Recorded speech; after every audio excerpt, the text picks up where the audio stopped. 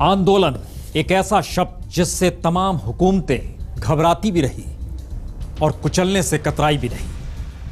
आजादी के बाद बीते 4 दशकों में कई मौके ऐसे आए जब आंदोलन ने तख्त गिराए, ताज उछाले, और हर आंदोलन के मर्म में बार बार आजादी के ही सपनों का ताना बाना भी बुना गया। कभी हक तो कभी स्वराज, कभी अस्मिता तो कभी संपूर्ण क्रांति। और संयोग देखिए, पहली बार 2014 का आम चुनाव भी किसी आंदोलन से कम नहीं लग रहा, या कहें आंदोलन की तर्ज पे दस्तक दे रहा है।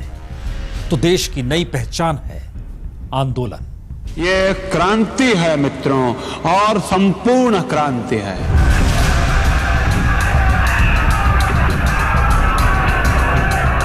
प्रकाश किया बिगुल बजा तो जाग उठी तरुणाई है, और तिलक लगाने तुम्हें जवानों क्रांति द्वार पर आई।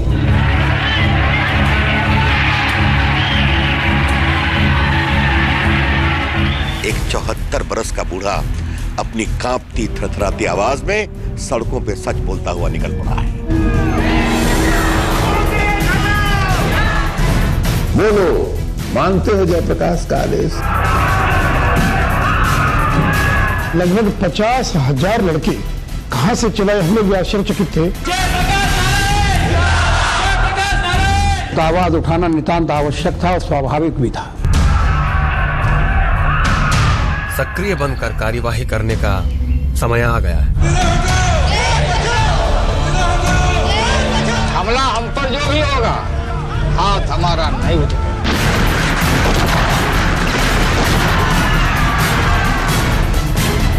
सत्ता के मद में थी, उन्होंने खुद को भारत रत्न दे दिया।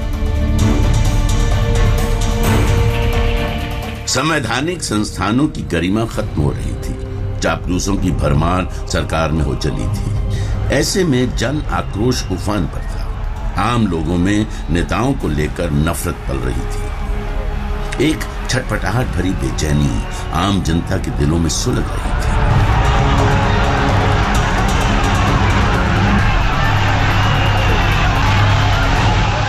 लोकतंत्र खतरे में हो तो फिर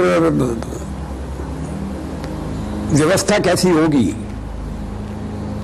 ये प्रश्न गौण हो जाता है। महज 2.5 दशक में चीजें ऐसे गिरेंगी, किसी को एहसास नहीं था। राजनीति से मोहभंग के हालात हर तरफ थे, लेकिन सवाल था इंदिरा गांधी को थामे कौन, इंदिरा गांधी को सच बताए कौन। बीड़ा और किसी ने नहीं, जयप्रकाश नारायण यानी जेपी ने उठाया।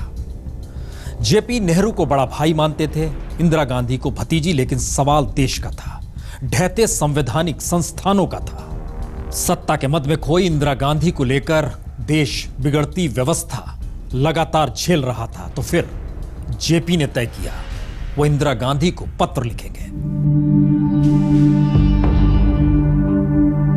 और कैसे यह देश की सियासत की तस्वीर बदलने वाला साबित होगा, इसका अंदाजा उस वक्त किसी को नहीं था, न गुजरात में न दिल्ली में। दरअसल सवाल तेल की कीमतों के बेतहाशा या कहें महंगाई बढ़ने भर का नहीं था। सवाल पैदा होने वाले आक्रोश का था, आक्रोश के आंदोलन में बदलने का था, और उस पर नकेल कसने की जगह उसे भड़काने वाले हालात गुजरात में पैदा लगातार हो रहे थे। क्योंकि चीमन भाई मुख्यमंत्री थे और उन्होंने दिल्ली आला कमान की डोर को थाम रखी थी। उसी भरोसे थे। सत्ता बेखौफ निर्णय ले रही थी, और पहली बार सत्ता की मद में खोए चीमन भाई को नींद से और किसी ने नहीं जगाया। 1974 में जगाया अहमदाबाद के एलडी इंजीनियरिंग कॉलेज के छात्रों ने अपने आंदोलन से। बड़े हुए दाम वापस लो, बड़े हुए दाम वापस लो, बड़े हुए दाम वापस लो। मैनेजमेंट मैनेजमेंट मैनेजमेंट तानाशाही नहीं चलेगी। मैनेजमेंट शांत हो जाइए। हॉस्टल में खाना सस्ता करो और बड़े हुए दाम वापस लो। देखिए, आप सब लोग अपने अपने हॉस्टल में जाइए। ये फैसला मैनेजमेंट का फैसला है। हमें मैनेजमेंट के फैसले से ऐतराज है, और हमें 20% बढ़ोतरी से भी ऐतराज है, और हम खाने पर ज्यादा पैसा नहीं देंगे। ये फैसला मैनेजमेंट का आखिरी फैसला है। अगर ये मैनेजमेंट का आखिरी फैसला है तो हम इसके खिलाफ हैं। हम सड़कों पे प्रदर्शन करेंगे। Management management. गुजरात के मुख्यमंत्री चिमन भाई पटेल ने छात्रों से ज्यादा पुलिस पर भरोसा किया। आंदोलन सुलगने लगा। 3 जनवरी को अहमदाबाद के LD इंजीनियरिंग कॉलेज के छात्र सड़कों पर निकल आए। पुलिस के साथ मुठभेड़ हुई, छात्र अड़े रहे। पुलिस ने लाठियां चलाई, फिर आंसू गैस और उसके बाद गोलियां चली। छात्र डटे रहे।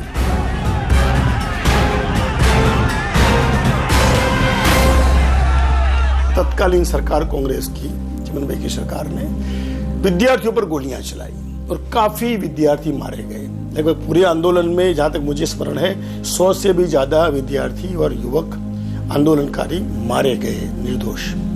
उसका आक्रोश जबरदस्त था। आंदोलन की अगली तारीख 7 जनवरी 1974 तय की गई। समूचे गुजरात के सभी शिक्षण संस्थानों में छात्रों ने ही ताले जड़ दिए। अनिश्चितकालीन हड़ताल का ऐलान कर दिया गया और पहली बार छात्रों के साथ राज्य के कर्मचारी भी आंदोलन में जुड़ गए। राशन दुकानों से लेकर कम कीमत में अनाज देने वाली दुकानों पर हमले हुए, लूटपाट शुरू हुई। पुलिस से कई जगहों पर छात्रों की मुठभेड़ हुई और पहली बार महंगाई और भ्रष्टाचार के खिलाफ सड़क से चिमन भाई की सत्ता को आंदोलन से चुनौती देने के लिए 10 जनवरी की तारीख तय की गई। उस समय पर हमें जरूरत थी कि समाज के दूसरे लोग, तबके के लोग भी हमें साथ दें। तो ट्रेड यूनियंस थे, यहाँ के करीब 62 ट्रेड यूनियंस है, उनको मिला के हम लोगों ने 25 जनवरी को बंद का कॉल दिया।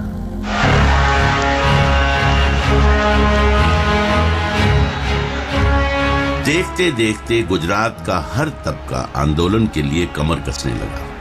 छात्र, प्रोफेसर, वकील से लेकर दिहाड़ी मजदूर और कर्मचारी तबका भी आंदोलन के लिए सड़क पर आ खड़ा हुआ। गुजरात बंद था। समूचे गुजरात में एक बेचैनी थी। छात्रों ने इसी वक्त नवनिर्माण कमेटी बनाने का ऐलान किया। पहली बार CM चिमन भाई के इस्तीफे की मांग हुई। आंदोलनकारियों में गुस्सा इस कदर था कि 25 जनवरी 1974 को इस्तीफे की तारीख भी सड़क के आंदोलन में तय कर दी गई। 25 जनवरी 1974 चिमन भाई पहले से तैयार थे। गुजरात के 44 शहरों में चिमन भाई ने कर्फ्यू लगा दिया, लेकिन असर उल्टा पड़ा। 33 शहरों में लोग कर्फ्यू तोड़कर सड़क पर पुलिस से ही दो हाथ करने निकल पड़े। सड़कों पर जनता का खून बहा तो लोगों के दिलों में गुजरात सरकार के खिलाफ पहले से उबल रहा गुस्सा उफान पर आ गया। लेकिन सत्ता की मदहोशी में खोए चिमन भाई ने मरहम लगाने की बजाय छात्रों को दबाने के लिए सेना बुला ली।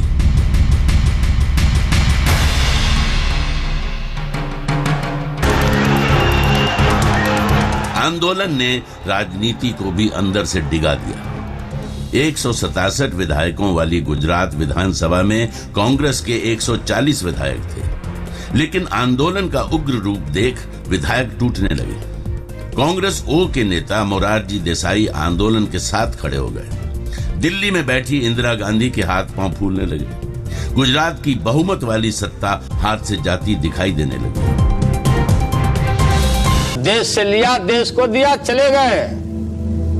देश को उनको सौभाग्य मिला। ऐसे इंसान को कम सौभाग्य मिलता कि 2-2 बार देश को झकझोरने का काम किया, और उनकी लड़ाई का फल है कि कोई ना कोई यहाँ परिवर्तन हुआ। सर्वोदय के सिपाही जयप्रकाश नारायण ने आजादी का पूरा आंदोलन अपनी आंखों से देखा था। अब राजनीति की निरंकुशता के चलते लोगों के मन की छटपटाहट भी देख रहे थे।